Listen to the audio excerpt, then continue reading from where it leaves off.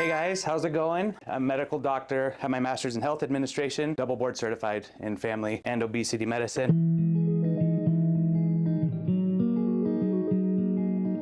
So this is called the cover my butt slide.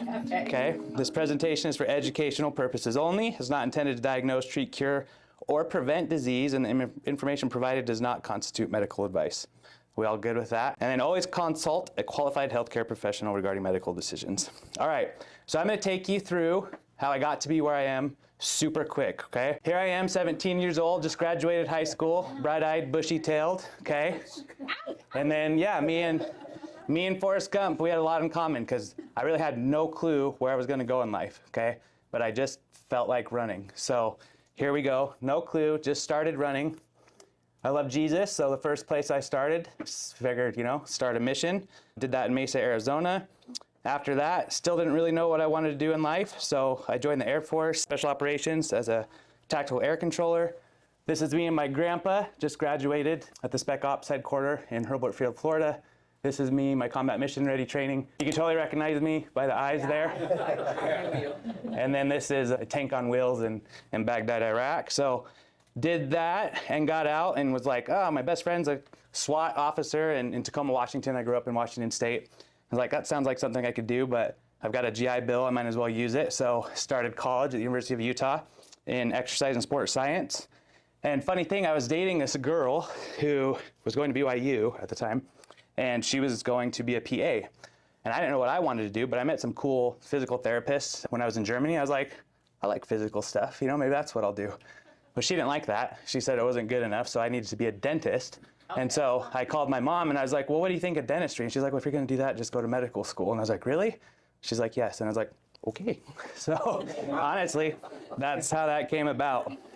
So there I am, The Ohio State University College of Football. This is my good friend Anna, and this is our suturing pig's feet here. And then family medicine residency at Utah Valley Regional. As you can see, we only had one loser in the class. He's down here. Just kidding. You guys are cool if you're BYU too.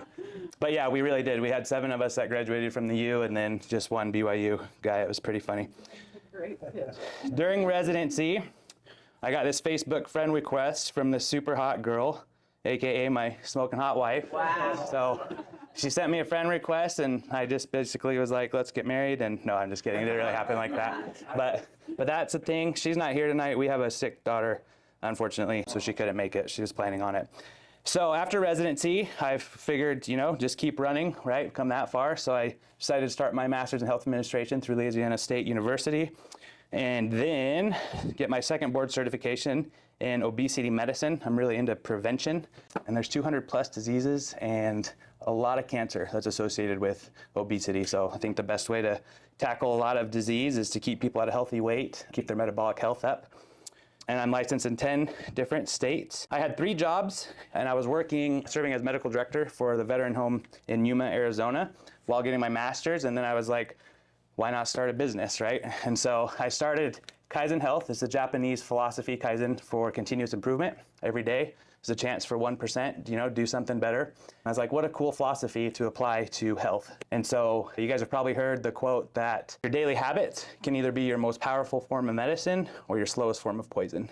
And in my first few years in the traditional healthcare system, I just got really tired of just treating disease, cycling people through the hospital back and forth, but nobody was really ever getting better. And so I wanted to do something different. I wanted to build health and wellness first, treat disease second. And so that's kind of how Kaizen Health came about. Started getting patients. They were like, I have family in this state. Do you license there? Well, no, but I can be. And then it just kind of grew and grew from there. And as you can see, there's an arrow here, right? Level Up's got an arrow, so we were destined to, join forces. Same, yeah, right?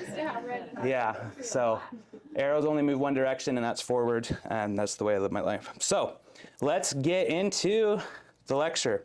What is a peptide? Okay, the molecular structure, it's a bunch of amino acids stringed together to form a peptide, and a bunch of peptides make a protein. So in short, I just like to call peptides midget proteins because that's exactly what they are. Essentially anything less than 50 amino acids is considered a peptide. Anything more is towards a polypeptide or protein, okay? Really, though, what they are is they're messengers within the biological universe of our bodies, okay? So they're involved in hormone production, tissue repair, immune response, metabolism. They definitely help reduce inflammation, enhance fat loss, promote muscle growth, and collagen stimulation. So when we talk about them being messengers, I want you guys to think about amino acids as being individual letters, right? And if you put a bunch of letters together, they make a word, right? If you put a bunch of words together, they make a sentence and a paragraph, etc., right? So you can see how if each individual letter here is an amino acid, we can put those together 4 different ways to spell 4 different words, right? To have 4 different meanings. So that's really what it comes down to is peptide's function is determined by its amino acid composition, and more importantly, in what sequence they are, right? Because I can spell team, I can spell meat, I can spell mate, I can spell tame. Those are all different words composed of the 4 same letters, and that's how peptides work, right? We have 20 amino acids in our body, and there's tons of ways to rearrange them to create different messages that carry out different things in our bodies. So, where do peptides come from? Where do they come from? Yeah, so our bodies make them in nature. One of the 2 ways is animal products and plant-based sources, okay? So basically, we said peptides make proteins, proteins make peptides, right? So when we consume protein, our body digests that and it turns into peptides. So now you guys are thinking, well, why do I need to do injections? Why can't I just eat a bunch of protein to get my peptides? That's a great question. Let's go over that. So first you got the wood chipper dilemma, okay? Our digestive system is not surgical. It takes proteins and just chops it up into whatever the heck it wants to. It's not doing it in a manner that says, oh, our body needs this peptide because my skin's starting to sag, right? Or my muscles are really sore. I've got tendonitis, right? I need some BPC 157. Not an efficient digestive tract to do that. So we need surgical precision. The other dilemma is the concentration dilemma, okay? So 51 milligrams per serving vitamin C in an orange, and look how much we get in like one little gummy, right? A lot. So I looked it up. If you were to take 0.5 milligrams of a peptide, you know how many peptides are in the 0.5 milligrams of the powder of peptide? Like quadrillions, okay? So we're not eating quadrillions of peptides in our food sources. We're eating, a good amount, but not to the extent to where it's going to create a cellular reaction that's going to be noticeable, okay? So this is why we can't just eat a bunch of protein and get the peptides that our body wants and needs. That doesn't mean you shouldn't eat your protein. I'm very big on protein, okay? Don't take that. So we get our natural peptides from food sources, animal products, plant sources, and then now you have leads us to the lab synthesized peptides, okay? So let's go over the history and evolution of peptides. How new do you think peptide treatment is? 30 years? Yeah. Okay, so maybe back in 1990s? Maybe, if you know math. 50s? 60s. Okay, all right, good. So 1921, you guys, insulin was isolated from animal pancreas. So a lot of people don't know insulin is a peptide. What do we use insulin to treat? Diabetes. We've been treating people with peptides for decades, for over 100 years now. Pretty crazy, huh? It's not new. And so, yeah, first isolated from animal pancreases, and then a couple years later, we were treating it, which diabetes at that point was once a death sentence. And then now we found insulin, we were able to do that.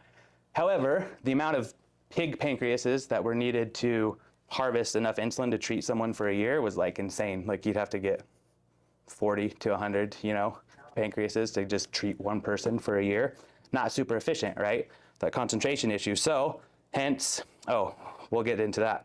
So I want to talk about how insulin works, okay? I want you guys to think of peptides as keys and the receptors that they bind to on cells as locks, okay? Every key fits a specific lock.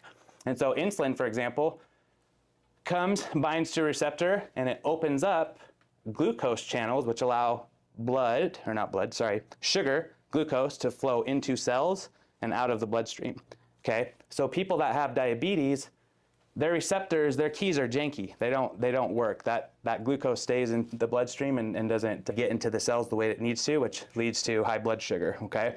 Which is why we have to treat with treat with insulin or medications that make people more sensitive to insulin, okay? Here's a lifestyle medicine plug. I'm very into lifestyle medicine. Fortune cookie, take 100 steps after a meal and you'll live to be 99. Why? Because muscle contraction does the same thing as what insulin does. It opens up channels where glucose can flow into cells from the blood. So that's why walking after eating a meal is very, very good for you and strongly encouraged. Okay, so let's fast forward 30 years and you get this guy. His name's Vince, and he discovered how to synthesize the very first peptide, which is oxytocin. We commonly think of that as like the, giving birth, right? The cigar he's smoking? Sure is. Right? Yeah. Because at one point those used to be healthy for us, right? Yeah. That was, tobacco's smartest thing. Get doctors smoking. Everybody wants to smoke. Can't be that bad for you. So anyways, 1953 was our first lab synthesized peptide. And then over the, subsequent decades, it just really took off. Once we figured out how to do the first one, we learned a lot more how to do others. And so let's talk about how peptides are used in modern therapeutics today. So we've got more than 60 that have been approved in the US, Europe, and Japan for treatment, and 100 more in clinical development. So modern peptide therapeutics, endocrinology, so we just saw that with insulin. We're seeing that with GLP-1s, right? GLP-1s are peptide hormones, synthetic versions of what we create naturally. Oncology, so we're using peptides to treat cancer. There was this really cool study. A doctor was using peptides to target pancreatic cancer, which if you know anything about pancreatic cancer, it's very Quick, right? It's you don't mess around. Average survival is like 6 months, once you're diagnosed. But when they did this, they showed that they were able to shrink tumors like by 54% and extend life by 24 months. So huge, right? Very, anyways, intriguing, to say the least. So definitely using that for oncology purposes. Neurology, you guys have heard of Alzheimer's. So in Alzheimer's, we have plaque formations in our brain, and these things called neurofibrillary tangles, tau proteins inside neurons, and they're finding that we can use peptides to get rid of those and essentially reverse and stop the progression of Alzheimer's. So super cool there. Dermatology, skin regeneration, wound healing, sports medicine. A lot of people are familiar with peptides probably for recovery and repair, and we'll get to that. Anti-aging. When you think of anti-aging, I want you to think of anti-inflammation, or inflammation is inflammaging, right? Our bodies literally age because of inflammation, wear and tear. So the more you decrease inflammation in your body, the less aging you'll do, or at least not at an accelerated rate, which is why it's such a strong focus. What causes inflammation? Oh yeah, that's a good question. So I'd tell you probably the main thing, especially in America, is our diet. We eat like crap. And so tummy don't like the food we eat, it gets inflamed, and it really does start there, I think. So stress would be another one. A lot of us are chronically stressed on the go. We don't sleep. We're not exercising. Sedentary lifestyles increase inflammation. So getting into those pillars of health. Yeah, great question. Appreciate that.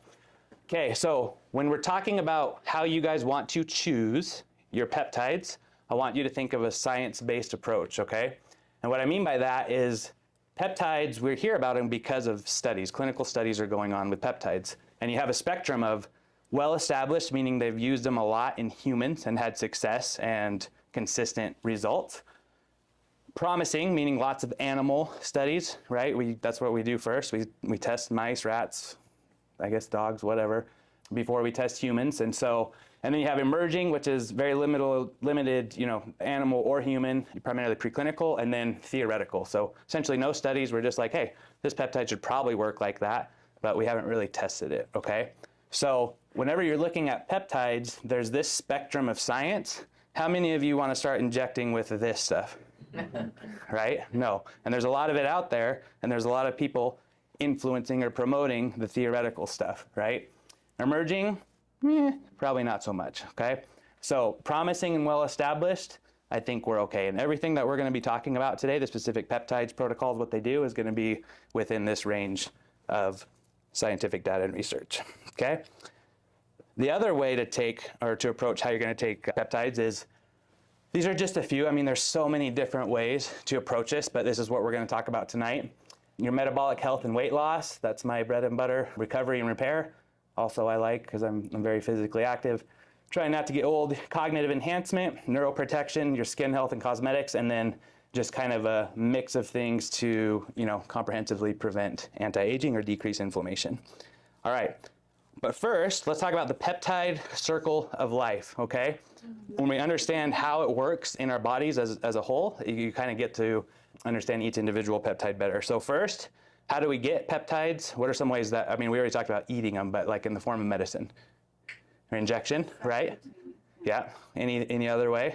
Some people take them in oral form. So there's a lot of oral forms, yeah, and we'll get to that. There's some are good to do, but most it's not as effective, right? Too much stuff going on. So yeah, injection, oral form, or topical in the case of GHK copper. So first things first, you got to administer the peptide. So yeah, go ahead. Is peptides ever administered intravenously?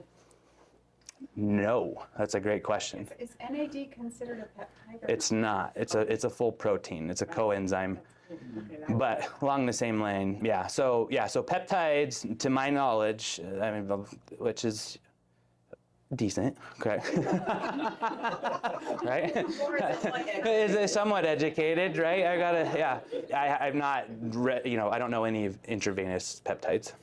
But Caroline brings up a good point. NAD, some people probably heard of NAD, which is great, can be administered intravenously as well as subcutaneous.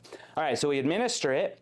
It gets into the bloodstream, it starts circulating around, okay? What it's looking for is its target tissue, where it's gonna go, it's the key, looking for its lock, okay? And then once it binds there, it's gonna exert its effects. And so it does many different things. It can tell cells to differentiate, to multiply, it can tell them to release substances, it can tell them to be resistant to other, messengers, all kinds of stuff. This is how it affects our bodies. And then after it does it, what it's gonna do, it's broken down by enzymes back into amino acids, which is where they came. And then amino acids get excreted and filtered by the kidneys, excreted in urine, okay? So why I bring this up is because two parts. Because this goes on for about minutes, hours at the most, like the half-life of insulin, for example, is like 5 minutes, right? So it's in there, it's doing its thing, it's getting out, okay? So the fact that peptides are degraded so quickly is a limitation only because there are some that we have to do multiple injections a day to get a good effect, okay? It's not long lasting like a hormone, like testosterone, estrogen type of thing. So you gotta do multiple times a day. But in that, there's also a safety mechanism. If you take something, your body doesn't like it, it's getting out, relatively quickly. So that's what makes peptides limited in a sense, but also safe for the most part because of how quickly it leaves our bodies. All right, so starting with the first category, metabolic health and weight loss. I'm not gonna spend too much time on this because we've all heard of GLP-1s. I do like to tell people because everybody seems to kind of get it confused. So Ozempic and Wegovy, absolutely no difference in the medication. Semaglutide is the main active component, and I think of semaglutide as single action because it only contains one hormone, which is GLP-1. Very strong, effective. Then you think of tirzepatide, twice the fun, okay? It contains GLP-1, but another one, GIP, which amplifies the effects of GLP-1.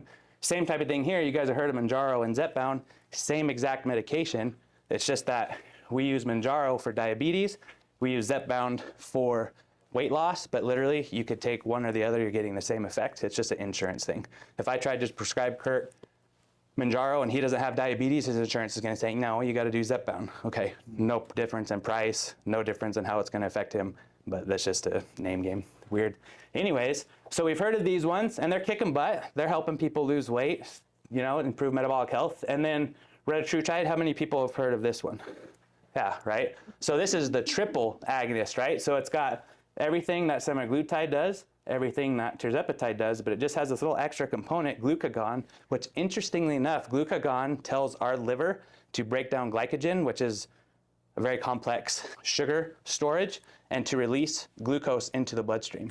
You're thinking, man, how is releasing glucose into the bloodstream gonna help me lose weight or manage my metabolic health?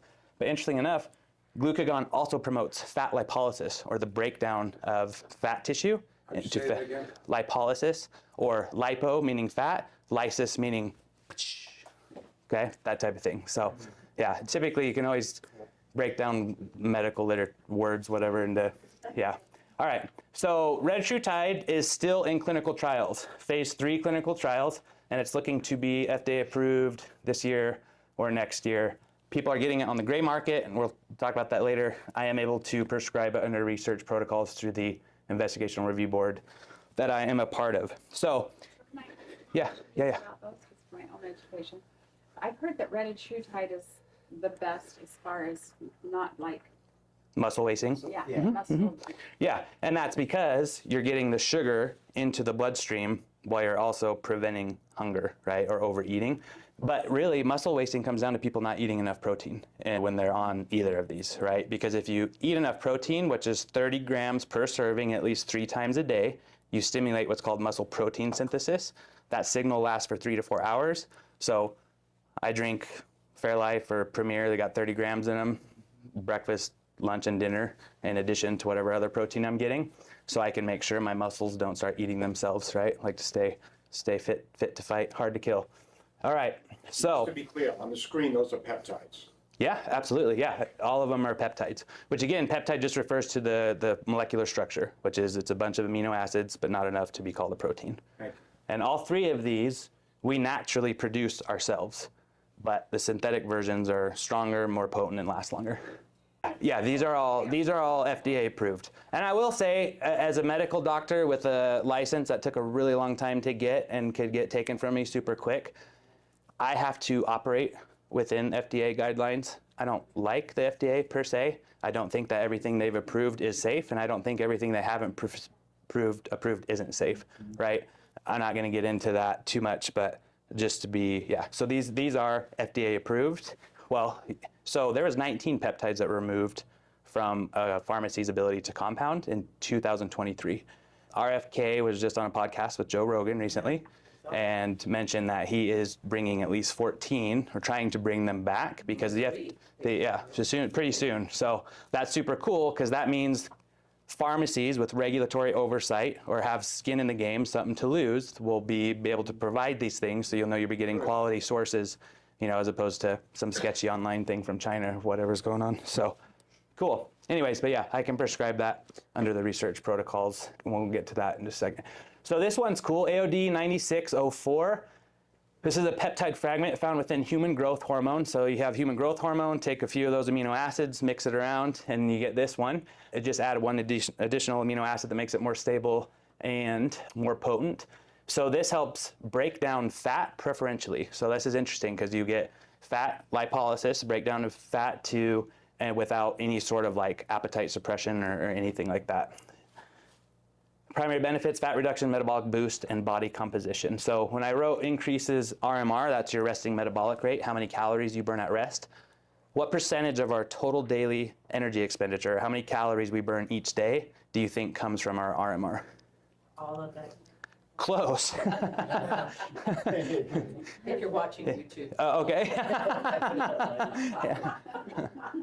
So it's about 60%. 60% just comes from you existing. And what's the primary engine of our RMR?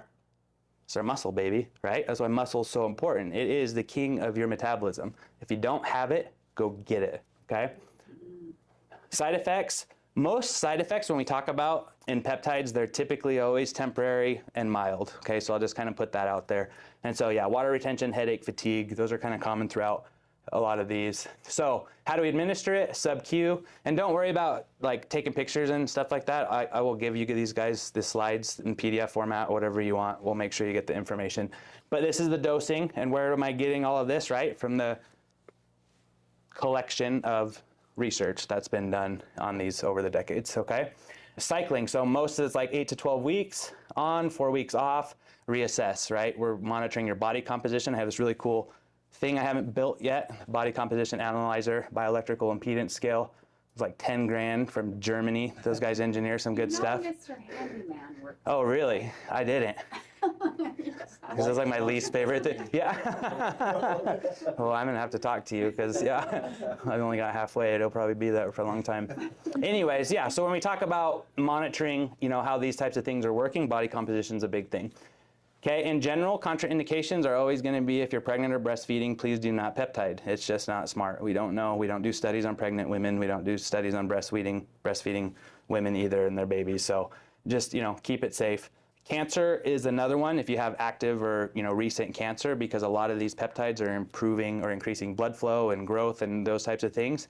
You want healthy tissue to do that. You don't want cancer to do that, right? So let's talk about tesamorelin, okay?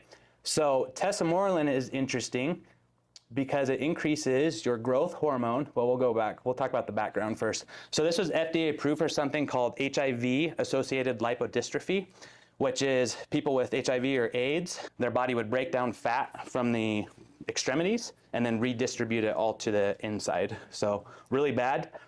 There's a few kinds of fat on your body. You can think of your fat below the hips is A-okay. It's safe. It's not metabolically active to the point where it really causes that many issues. I'm not telling you want to accumulate a bunch of it. I'm just saying when you think about fat distribution, anything below the waist is safe. Above the waist, not so safe. Internal, very unsafe, okay?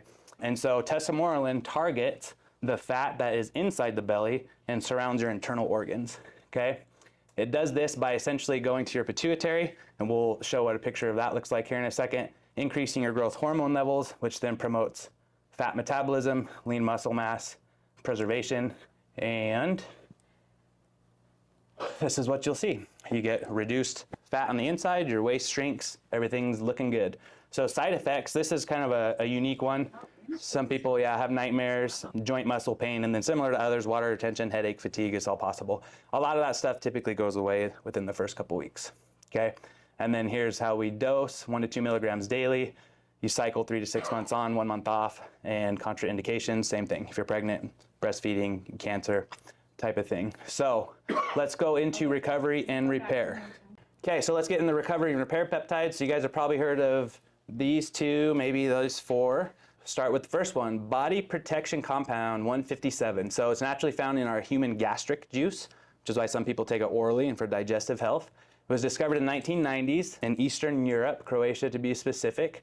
And what it does to the body, angio, meaning blood vessel, genesis, meaning creation. So angiogenesis, the creation of blood vessels. Why do we care about that? How does our body heal from the inside?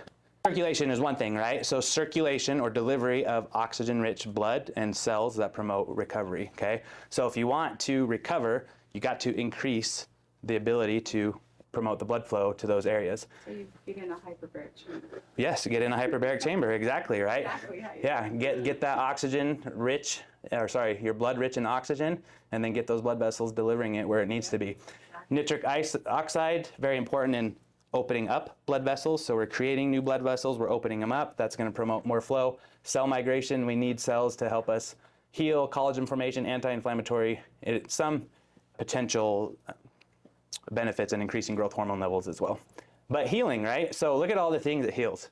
Like everything in your body. BPC 157 is crushing it, okay? One thing, nerves and brain tissue, that's pretty cool.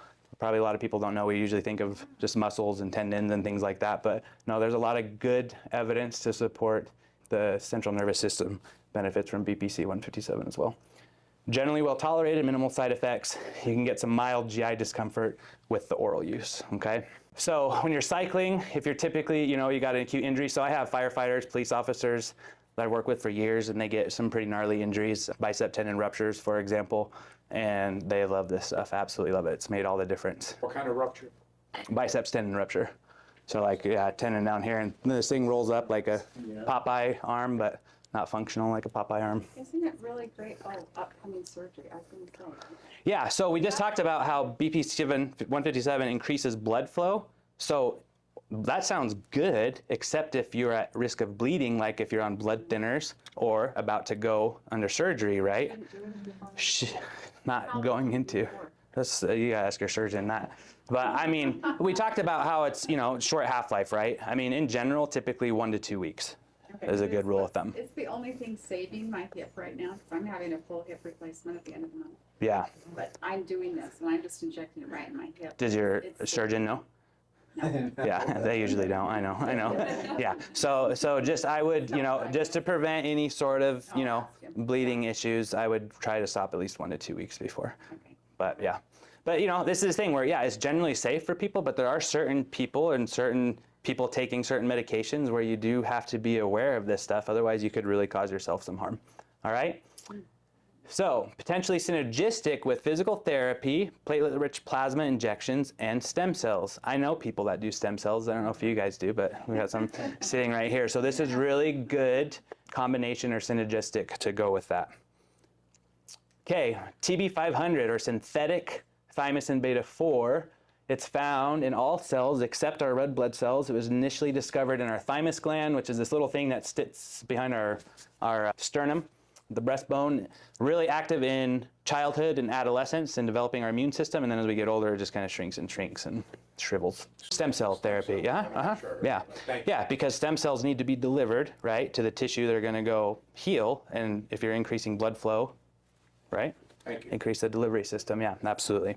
Works together. So this is very similar to BPC 157, except that it has this little additional benefit where it actually can activate adult stem cells. So this is a really good one too, as well, to go with stem cell treatment. Cardiovascular, so these are the things people are using it for in clinical research and clinical application. So if people are having heart attacks or ischemic events or strokes, then we can use this to increase blood flows to those areas and help regenerate the damaged tissue. Super cool. Side effects, mild like flu symptoms. This is one that's kind of unique to it. Fatigue, lethargy. Again, most of these things are mild and go away within a week or two. And then here's all the dosing, contraindications, all similar. I Ipamorelin. have a question real quick. Yeah. Sorry, is it, if you did it on, like, for an injury, like at the site of injury, is that better or is it the same? Yeah, so you're talking about like if you hurt like your elbow doing an injection near the elbow? Yeah. That's a good question. And it really, I don't necessarily think that there is research to say one's better than the other. One thing that's hard too, like let's say you hurt your ankle, there's not a lot of subcutaneous tissue down there, right? You're basically gonna hit your bone.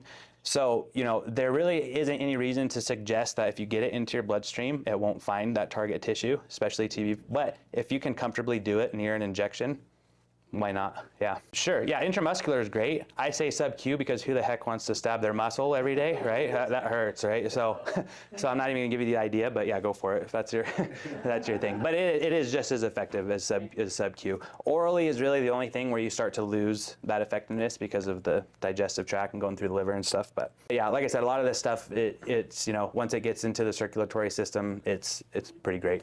There's not really any reason to suggest you shouldn't do that. Okay, ipamorelin. So we have this thing.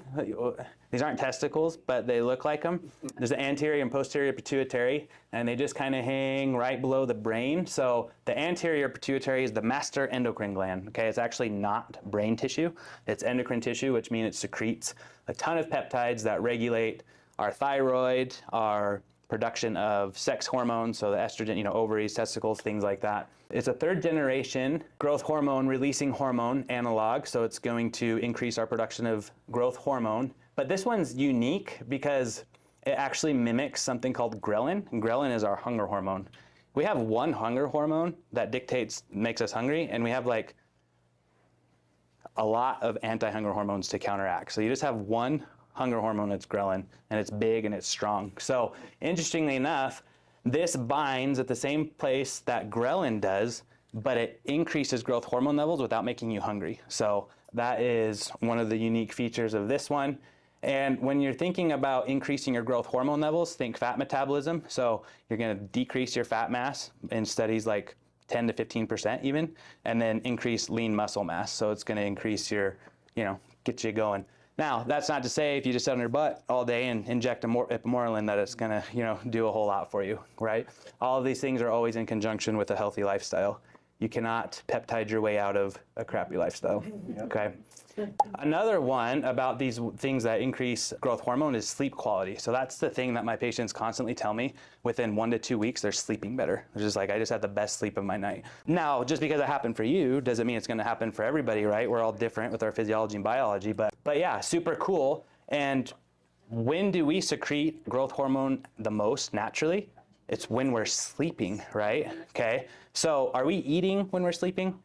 Do we have a lot of sugar circulating through our blood? No, we're in a fasting state, right? So when do you think the best time to take a peptide that increases your growth hormone is? Nighttime before bed on an empty stomach, fasting for at least 2 hours. If you don't, then you just ate. Eating raises blood sugar increases insulin. Insulin will interfere with this signal.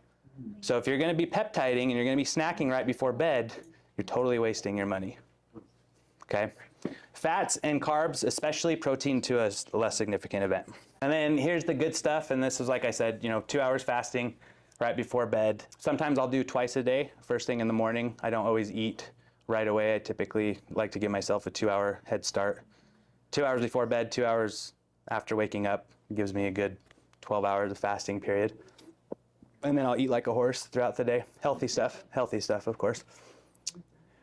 Okay, CJC 1295 or 1295. This is similar, increases growth hormone, but in a way that it will last longer. So the signal is longer and more substantiated. Has anybody ever heard of DAC? Yeah, DAC, right? It's called a drug affinity complex. So you may have seen it, but you can see CJC 1295 with or without DAC. When you add the DAC, it just makes it last longer. So you're doing like a once weekly injection, more like GLP-1 versus a daily injection. You're gonna get the same effects whether you're doing it daily, it's just a matter of convenience. Do you wanna inject once a week or every day? But that's what that DAC does, drug affinity complex. Okay, background. So this has been around since 2006. And again, we created this so that it would increase the stability and the duration of the effect of increasing growth hormone levels. It did go to phase 2 clinical trials on its way to being approved by the FDA, but there was a death during it, unrelated. Okay, so the guy that died had asymptomatic coronary artery disease, and he had a ruptured plaque that killed him. So wasn't necessarily this. This still is out there. It was been allowed to be compounded and things like that. But anytime someone dies during a clinical trial, they just shut it down. There's no ifs, ands, or buts. So that is a disclaimer. I've used peptides for 4 years. I've used this one on and off. I haven't died yet. So. Please don't. Yeah. So yeah, increases growth hormone levels, and then we talked about what the DAC does. Primary benefit, same as ipamorelin. So you're just going to get better body composition, improved sleep quality, more energy, things like that. Side effects, same, and then dosing will change whether you're doing with or without DAC. Because basically, you're trying with the DAC, you're trying to get a week's worth essentially at once, as opposed to breaking it up into 7 days. So skin and health. You guys have probably all heard of GHK, copper. Yeah.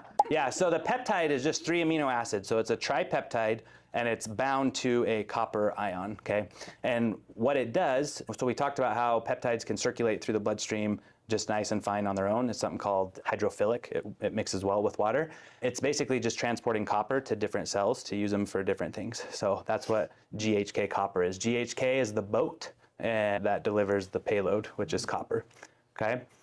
Discovered in 1970s during liver regeneration research, and it is naturally found in our plasma, saliva, and urine. It is, like I said, the copper transport system. It delivers coppers to cells, which will then regulate gene expression. Anytime you hear the word gene expression, just think of we are either making proteins or we're not making proteins. That's what genes do. Genes expression means to make proteins. So we can either turn that expression off, downregulate, or turn it on, upregulate. So skin regeneration, tissue repair, anti-inflammation, antioxidant, and there are some benefits, neuroprotective benefits. So copper's cool. There is a disease that's pretty rare. It's called Wilson's disease. It's an accumulation of copper in the body. That would be the one thing you don't want. If you have Wilson's, you'll know it, but you don't want to be taking the copper peptide. Okay, I'm gonna get a little personal with you. The balding of Dr. Steve. So this was in December. Yeah, so I started thinning. My brother noticed it and called me out like the little brother he is. And I was like, what? And so anyways, I started the copper peptide just a few weeks ago. And Wow. you can see there's a difference, right? Please tell me there's a difference. Right? But no, I mean, that's a thing. So yeah, not just skin, but it is good for your hair, apparently. At least my hair. Everywhere, though. No. No, I don't have armpit hair. That's a unique thing about me. I was made fun of for it in freshman year of high school, and then chicks dig it later on. So yeah, not super hairy. But thank you for asking. That's never been asked that before. Do you grow hair everywhere? There's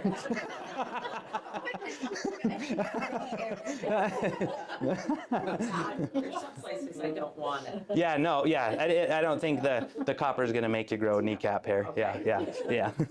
Appreciate that.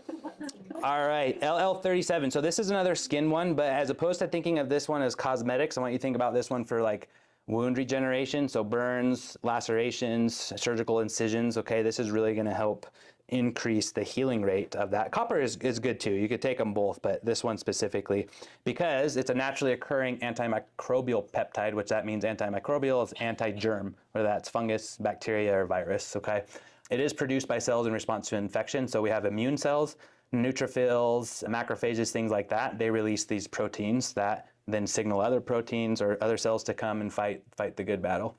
So it does this by breaking the cell membranes of the microbes or the germs, and then it promotes healing and it attracts other cells to the site of infection. So really, primary benefits, I'm thinking if I'm treating someone for a burn or a wound or anything like this, and I really want to prevent infection, I can do that with this alone. I can do it in conjunction with antibiotics. It's just great. So pretty cool. And there is evidence too to support that it treats psoriasis or that autoimmune attack of the skin. Yeah. So pretty cool. Side effects, all very similar to what we were talking about before. And then you can do sub-Q, you can do topical, or you can do both in terms of talking about how to administer it when you've got those injuries. Okay. Getting into the cognitive enhancement. So we have Cmax, we have Salenk, and we have Epitalon. These two are twins, and we'll learn why. They are Russian twins. So Cmax, one of the Russian twins. Why? Because it was discovered in Russia in the 1880s and 90s. And actually over there, it is whatever their FDA approved for treatment of neurocognitive disorders. So they use it in post-stroke, they use it in Alzheimer's and things like that. They use it for certain psychiatric, anxiety, depression. Really cool. We'll talk about how it works. So BDNF is the brain-derived neurotropic factor. I want you guys to think of that as brain fertilizer. Okay, so BDNF, brain fertilizer, increases something called neuroplasticity, neuro meaning neurons, plasticity meaning structural or anatomical changes. So this stuff is good because it can promote rewiring, it can regenerate nerves, all kinds of stuff. Also, it will increase the regulation of neurotransmitters. So dopamine, serotonin, you guys have probably heard of those. We associate those with mood, happiness, well-being, right? And then we're increasing cerebral blood flow, and it also crosses this thing called the blood-brain barrier very well. So good stuff. And I figure, hey, if the Russians can use it, we can too, right? So cognitive enhancement, a lot of people will notice mental clarity and focus. So that's one of these things, in combination, people often use these for things like attention deficit disorder too. So mood and anxiety, age-related decline, TBI recovery. Yeah, good stuff. Some people, if they're super sensitive, can get a transient increase in mild anxiety, but this one is intranasal, so that is one route of administration we haven't talked about yet. So right up the nose, a couple times a day, get you going. With that said, this is one you would want to do earlier in the day, as opposed to at night, because it can have stimulating effects. And so some people will notice if they do it too late, they can have insomnia. All right, and Salenk, another one of the Russian twins. Why? Because it was also developed and approved for treatment in Russia, more on the anxiety, cognitive enhancement side. You guys ever heard of GABA? Yeah. So GABA receptors, or GABA, is relaxing, sedating. That's what Valium does, is it attaches to GABA receptors, increases GABA. And then you have enkephalin, which reacts kind of like an opiate. So think of pain, not sedative, but calming and pain effects is how this does. So also increases BDNF expression and serotonin. So you get an anti-anxiety effect without the sedation, cognitive enhancement, and mood support. Excellent safety profile. So this one is pretty well studied just to be super safe, but you might get mild headache or dizziness. All right, and then Epitalon. So we have this little thing called the pineal gland, shaped like a pine cone, right in the middle of our brain. The pineal gland regulates our circadian rhythm and secretes what makes us sleep. Starts with the M, ends with the melatonin. Yeah, melatonin. Yeah, exactly. So Epitalon is literally just helping this do its job to promote sleep. So if you have trouble sleeping, this could be a good one for you. Synthetic version of the pineal gland peptide, discovered again by a Russian during longevity research. This is really cool about this one. Telomerase. Telomerase is an enzyme that essentially prolongs cell lifespan. And so if you increase telomerase activity, you increase how long cells live, and essentially it's an anti-aging effect. So that's what they were doing when they were researching this. DNA repair, antioxidant, primary benefits, you get some melatonin production, you're gonna get better sleep, your circadian rhythm's gonna be better supported, and then potential neuroprotective. So if you do have a family history of things like Alzheimer's or dementia, or, Alzheimer's is a form of dementia, but this type of thing you take for 10 days, we'll talk about that. Side effects. So yeah, you do this one. This one's interesting, where as opposed to like a daily thing for, weeks or months, you just do this for 10 to 20 days, like twice a year. The idea is to increase that telomerase activity, prolong lifespan of cells, and just really get a good longevity effect. So yeah, twice a year, 10, 20-day cycles, and repeat. Yep, every 6 months. And again, if we're prolonging the lifespan of cells, we only want that in healthy tissue, right? We don't want that in cancer, malignant tissue, so you have the theoretical risk of the malignancy if you have a recent recurrent. So anyways, I mentioned the investigational review board I was part of, and that is, you guys all have the packets, cellular PEPTIDES. So this is the company. It's a US-based, family-owned company that I'm able to prescribe these non-FDA approved peptides under research protocols. So my patients consent, yeah, I'll do the research, meaning I'll talk about what symptoms I'm having before I do the peptide, and then I'll talk about what symptoms I'm having after I do it. So you choose whatever protocol you want, whatever peptide you want. It gets shipped to you in this nice little box. You get all your syringes. It'll come with your bacteriostatic water to reconstitute it. And then it comes with this nice little card that talks about what your peptide is, what it does. And then on the back, so this is, I guess I don't need to show you the card. It gives you exactly, you scan the QR code, you'll get videos of how to inject, you'll get videos step-by-step of how to reconstitute, and then you have your dosing and everything like that. Super chill, very good. Yeah, it is cool. Sometimes my patients watch it and they're like, oh, I still don't want to reconstitute, which literally just means adding water to powder, and then I can, do that for them, meet in person. That's not a big deal. Do you use a bigger needle to do that? You don't have to, no. And that's, actually, I'll tell you, that's one thing a lot of people get wrong or aren't aware of. So if I take a needle, right, and I'm gonna stick it into my bacteriostatic water and fill it up with whatever I'm gonna put in there, when you stick it into the vial that has the powder, you don't wanna jam it in like a fire hose, okay? Peptides are delicate, little peptide bonds. There should be, if you got a legit peptide, a vacuum that is in there. And so the second you stick that needle in there with your water, it automatically starts pulling down. Just let it flow. And then after it does that, gently do this for as long as it takes. It's not a shaker waiter thingy, right? Like you'll ruin it and you'll essentially get less of effect. So, and a lot of people are like, man, I want all these health benefits, right? Let's just start. It's like, no, don't do that. Take it one step at a time. So as I encourage people, like on the protocol that you guys have, it talks about, certain health benefits, or maybe you research, like what is your primary goal? Is it to improve sleep? Is it to improve, pain and aches and recovery? Is it to improve body composition, your metabolic health? Pick one goal, do that for 4 to 12 weeks, and then see the change, right? And then pick another goal. And, because sometimes you're like, I don't know what my primary goal should be. If you've got a plethora of things going on, well, let's identify the thing that probably is affecting your quality of life more or decreasing your lifespan the most, right?